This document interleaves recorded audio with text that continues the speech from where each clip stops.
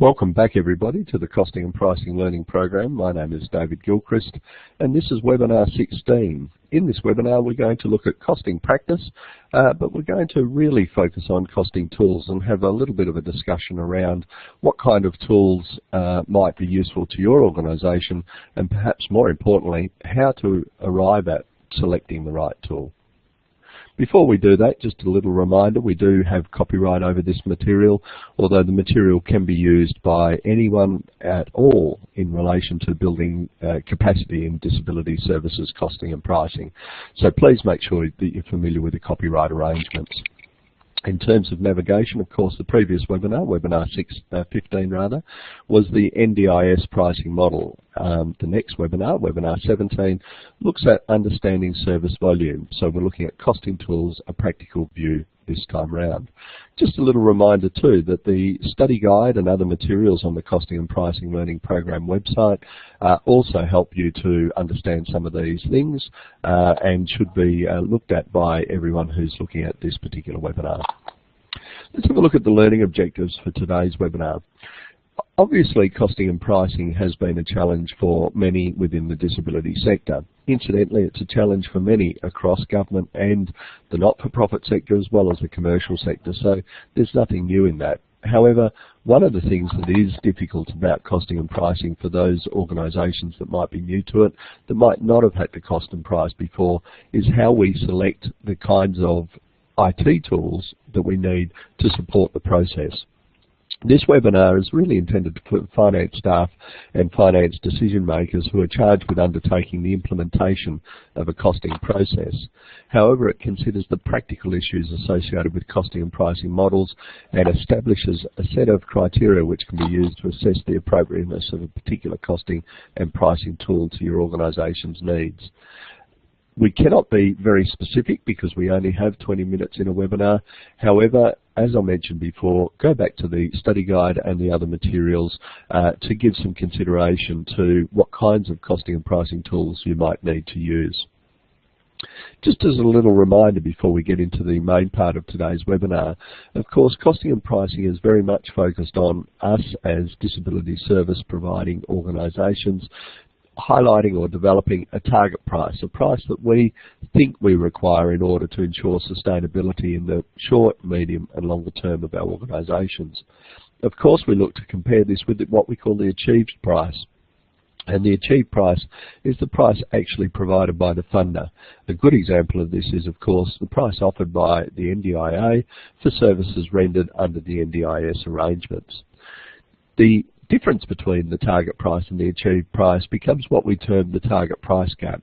And that's the difference that allows us to understand what our financial sustainability issues are and allows us also to give some consideration to both try to increase our funding but also try to ensure we're as efficient as we can be to close that target price gap. Any costing and pricing tool, of course, should help us to achieve this outcome. That's the essence of the costing and pricing tool. What are their issues? Well, there are a number of issues around costing and pricing tools because there's a number of costing and pricing tools out there. There are specifically written costing and pricing tools that you can buy off the shelf, as they say, or there are also other finance tools that can be used partly for costing and pricing and perhaps partly for other financial needs. There are also many supporting tools and software suites that may be of value. So those supporting tools might be things like MS Excel, Microsoft Excel, which is commonly used by accountants and others in both developing budgets, reporting financial information, but also costing and pricing itself. Perhaps you need to think about whether or not you should buy an off-the-shelf item, whether you should look at some of the costing and pricing tools that have been published since the development of the NDIS, and there are many of those tools around the country, or whether you could think about creating your own tool, either in MS Excel or some other platform, in order to ensure that you have a costing and pricing arrangement or tool that is specific to your organisation's needs. The resources section of the Costing and Pricing Learning Program currently has a number of tools available. So do look at that website when you're considering what kind of costing and pricing tools you might need for your organisation.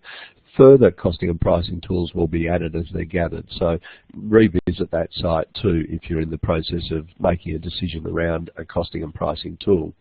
Of course, it's all at cplp.nds.org.au/tools. I guess the first question that comes to mind in all of this is why worry about this? Why put a lot of energy into selecting the tool when in fact you need to, of course, put most of your energy and your considered work into the costing and pricing process itself? But I think there's a really important issue for organisations to understand, and that is the selection of the tool for costing and pricing can have a significant impact both on the costing and pricing outcome, but also on the resources, the cost, the time, the complexity and other things that might go into the costing and pricing process caused by the tool. In other words, costing and pricing is a cost to the organisation. You need to cost and price accurately enough to ensure you understand your target price and the target price gap, as I mentioned before, but you need to also take into account the cost-benefit consideration. And the tool that you select will help you either be very efficient in your costing and pricing and perhaps cost at a higher level, so less detail, or it might allow you to cost and price at a very detailed level. But of course, the more detailed level you cost and price at, the more cost taken up in actually undertaking this exercise. And that cost is taken up both in terms of money, so if you buy a suite for costing and pricing, obviously you need to pay for that, in terms of money for consultants and other people to assist you in the costing and pricing process, and of course also in staff time, where staff are taking up undertaking costing and pricing and not doing other things that you might otherwise prioritise for them. Therefore, that cost-benefit analysis or consideration is extremely important. And when you're thinking about the costing and pricing tool, I think you really need to think about what level of costing complexity you want to achieve, how minute you want to cost to the organisation, and what kind of cost and benefit comes out of that particular process. All of these questions, of course, help you to be efficient in your tool selection, and selecting a tool is really important in the context of your understanding of what you need in your organisation. Therefore, in terms of first steps, I think there's a number of things that organisations need to ask themselves. For instance, how comfortable is your organisation in costing and pricing itself? In other words, do you have the skills and capacity, the experience to be able to select a costing and pricing tool, or do you need some support to do that? If you've never costed and priced before, then it might be that you lose considerable time and resource in experimenting with tools because you haven't had the right advice. Having said that, sometimes experimentation is also very important, and perhaps particularly in the initial phases as you're coming to grips with costing and pricing, you need to perhaps use a couple of different tools to get a sense of how they work, what answer they arrive at, and what's best for your organisation. What's best for your organisation will also be driven by the complexity of your organisation. Generally speaking, and this is a very general sweeping statement, the smaller the turnover of the organisation, the less complex it is. The larger the organisation, often it's more complex because it has more services that it provides, perhaps more divisions, perhaps it's geographically or otherwise segregated, but also it might have marketing or other non-client facing divisions that need to be taken into account in the costing and pricing process. That complexity to a degree drives the complexity of your costing and pricing tool, because if your organisation is relatively simple and only has 3 or 4 products, for instance, and operates only in one location or one town, one geographic area, then perhaps the costing and pricing tool should also be relatively simple. Whereas if it's a large organisation with a large turnover, probably it needs to be a more complex tool in order to ensure that your organisation understands its costing and pricing outcomes and that sustainability is able to be managed in that way. The other thing that I think is really important for organisations to think about before they look at the tool that they might want to purchase is actually working out what it is that you're actually costing and pricing. In other words, identifying what your service types are or your products are for your organisation. Again, this is well covered in the study guide, but I do think that organisations tend to perhaps not think so much about what their products are and perhaps let their products be nominated in what I would call traditional terms. That is, the kinds of products that you've traditionally been funded for instance. Of course, in relation to disability services and the National Disability Insurance Scheme, under NDIS, you of course will have the price list there in any case, which you can cost to if that is the most appropriate for your organisation. Nevertheless, you do need to identify what your products are before you can identify what costing and pricing tool is that you need. The other thing to think about is whether you can simply cost and price at an aggregate level or at an individual product or service delivery level. At an aggregate level, if you're a small organisation, it's probably possible to cost and price at the corporate level. In other words, looking at, say, a small number of products and costing those small number of products at that very high level. If you are a more complex organisation, then you might need to think about actually costing down to the individual product level, in which case it might be, for instance, that one accommodation house that you might operate might have a different price to another accommodation house because of the care needs of individuals, because of the location, or other cost impacts that you might take into consideration. I think this is a really important point to think about as well, and that is not only what do I need to cost, but also what are the potential variations of cost that we're experiencing in our organisation. So for instance, if you're an organisation that provides services in one city in Australia, then likely the cost impacts on those services, even though they might be geographically diverse, are probably going to be fairly uniform. Things like fuel, staffing costs, general operating costs, electricity, water, etc. are probably all going to be relatively uniform. On the other hand, if you're an organisation that might operate both in cities, in country, rural, regional, or even remote locations, then you might have also different costs associated with those areas that you need to take into consideration. And therefore, it's not just a size complexity or a number of services that you deliver that take into account complexity, but it might also mean that the geographical impact of cost will be something that you need to take into account as well. I guess the final point there is, do I have the right staff to undertake this process?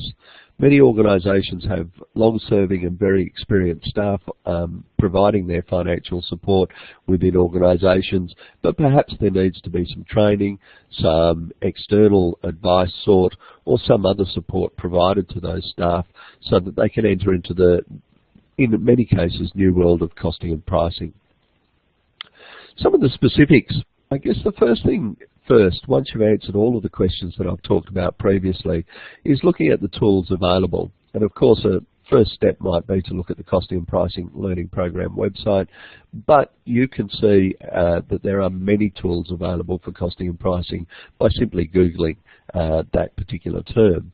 The other thing that you can do is, of course, talk to financial accountants who might be regular supports for your organisation, board members and the like, or it might even be that you talk to your auditor or some other service provider in the finance area to find out what kinds of tools are available and to start to get a list of those tools so that you can consider those tools for your selection process. When you're selecting a tool, of course, you need to think about the specific skills needed. What kind of upskilling do you need in your organisation to be able to manage that tool to get the best out of it? What kind of costs are associated with that upskilling, as well as what kind of costs are associated with the purchase of the tool itself, of course. You need to think about the outputs from that tool to see whether they're sufficient for your needs. Are they sufficiently nuanced? Are they sufficiently specific for what you need in your organisation? On the other side of the coin, though, you might also consider whether or not that tool is too complex for your needs. A smaller organisation, as I said before, and remembering this is a very general comment, it might be that in a small organisation you need a relatively simple tool, and some of the off-the-shelf suites of costing and pricing tools might be too complex for you and represent too much of a capital investment in purchasing them, as well as a ongoing investment in terms of training and support to them. Of course, the final point that's important to think about as well is not just the use of the tool, but the time and cost of implementation. How much does it cost to purchase, and how much time does it take to implement within your organisation, including things like training time? It might also be, and it's becoming much more popular with software providers for, I think, probably obvious reasons, but you don't actually pay an upfront cost, but rather a subscription fee. And so you might find the model is going to cost you a subscription fee for the foreseeable future. The other thing that you need to think about in terms of the specifics of your selection for a costing and pricing tool is whether or not your tool needs to integrate with your financial system. So in a more complex, generally speaking, in a more complex organisation, it might be more efficient and more effective for the costing and pricing tool to integrate with your financial system. That might allow the financial data, the actual expenses and income, to be downloaded into the tool so that you can use actual data. It might also allow the tool to be, if you like, a basis for a budget, which might then upload into the financial system. And then finally, that integration with the financial system might allow you to regularly report your actual experience of costs and prices as opposed to your expected experiences, so that you can nuance, you can tweak your costing and pricing assumptions and get better focus and better outcomes in relation to your expectations of costing and pricing. Remembering always that costing and pricing is a forecasting process. It's akin to budgeting, and so getting that actual versus expected outcome report is a really important part of the governance over the costing and pricing system. I guess the other thing that really needs to be thought through too is whether or not the tool easily supports what we call what-if scenario planning. So it's one thing to cost and price your services immediately, and obviously that's a really important thing to do, but it might be too that organisations want to use their costing and pricing suite to help them to make strategic decisions or tactical decisions about what kind of services they might go into, what kind of prices they might charge, or where they might operate, what kind of things might happen if certain costs increase beyond the expected outcome, for instance. Those what-if scenarios are really important for organisations to test both how susceptible they are to sustainability issues, so what kind of increment is required in costs, for instance, to be able to really put in jeopardy the organisation's sustainability, but also to allow senior people within organisations to make decisions about where your organisation might go in relation to financial sustainability, or what impact your strategic objectives might have in terms of that sustainability. You might also look at whether or not the tool provides different reports or budgets to different people. So there could be reports, budgets, there could be costing and pricing reports that are relevant to the finance manager, that are relevant to the CEO, but equally that might be relevant to people who are running specific divisions or specific service offerings, right down to specific coalface service offerings. So those different reports and budgets available might help you to determine whether or not the tool is appropriate to you, depending on the information needs and the decision making at different levels in your organisation. Of course, one of the key questions is whether you need to access training in order to use the particular tool. And that is a very critical question for two reasons. One is because at the end of the day, of course, training costs, and you need to assess your commitment to the tool and how much resource it's going to require. But the second part of that is whether or not there's redundancy built into your staffing around this tool. In other words, you don't want just one person knowing how to operate the tool and having them win lotto so they go away and leave immediately and leave you hanging because you don't have another staff member that's able to access the tool and use it properly. So that training for immediate users is important, but more broadly, building in the redundancy is critical to your ongoing operations as well. And then, of course, what does the preferred tool cost compared to, say, other perhaps less functional tools that might be available in the marketplace, but that might represent better value for money for your organisation. In terms of other issues, there are other things that need to be thought through as well.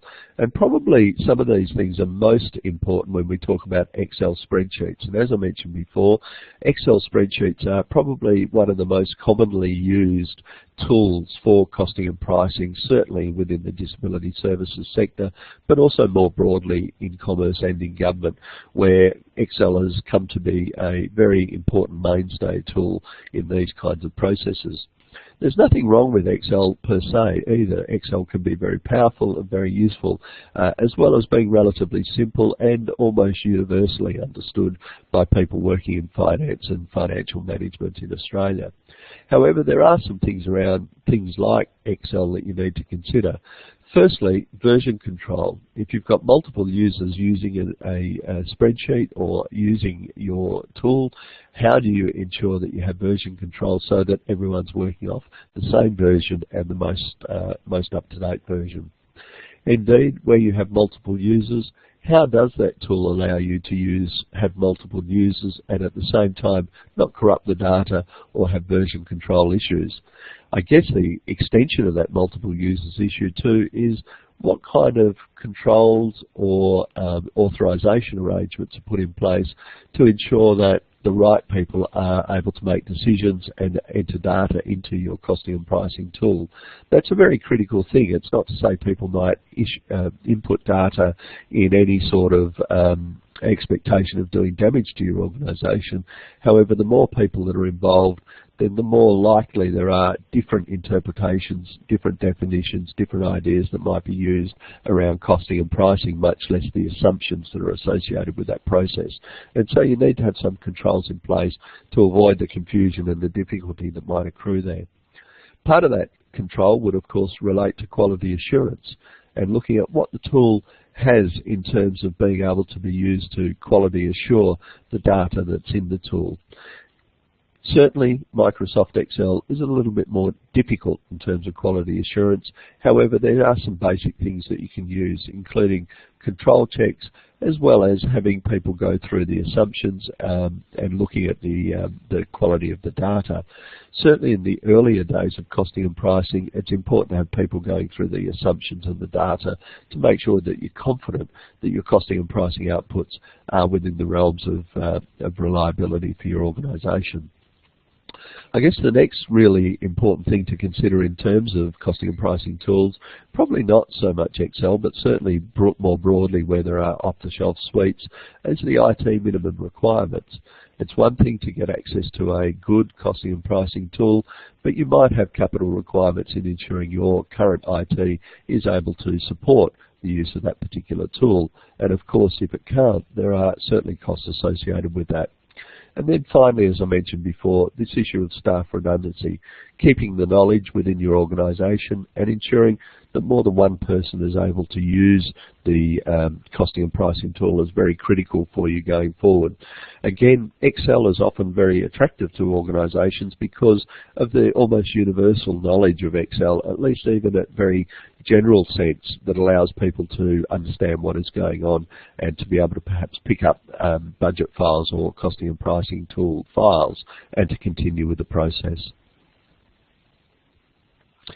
Some further ideas just in relation to that. One of the things that you can do on a lot of suites that are for sale off the shelf for costing and pricing is actually use those suites and experiment with them in a limited way.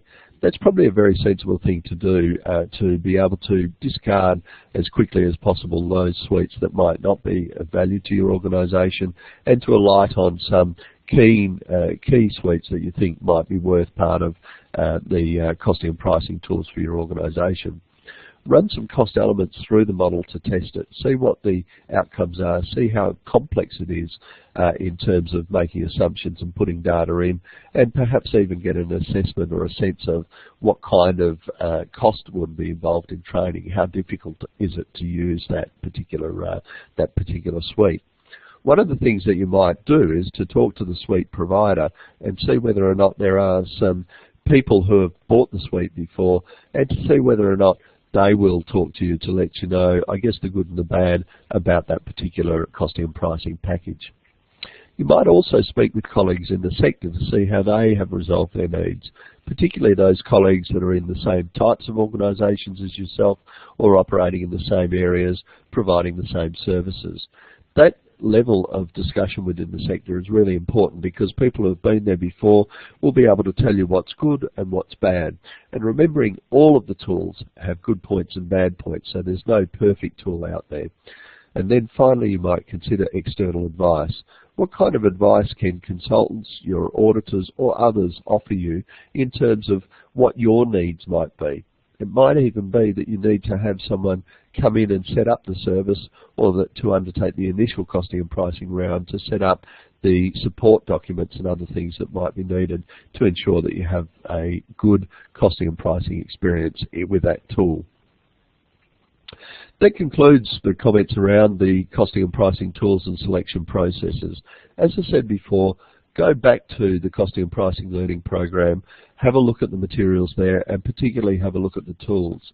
Look more broadly to see what's around, but I guess the other aspect that needs to be considered is the fact that the longer you spend looking for tools, the more time that you invest in investigating the possibilities.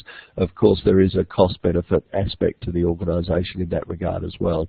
You need to make sure that at the end of the day, the tools that you're looking to implement have the best cost-benefit outcome for your organisation. They cost to the right level and that they are supportable in the medium to longer term.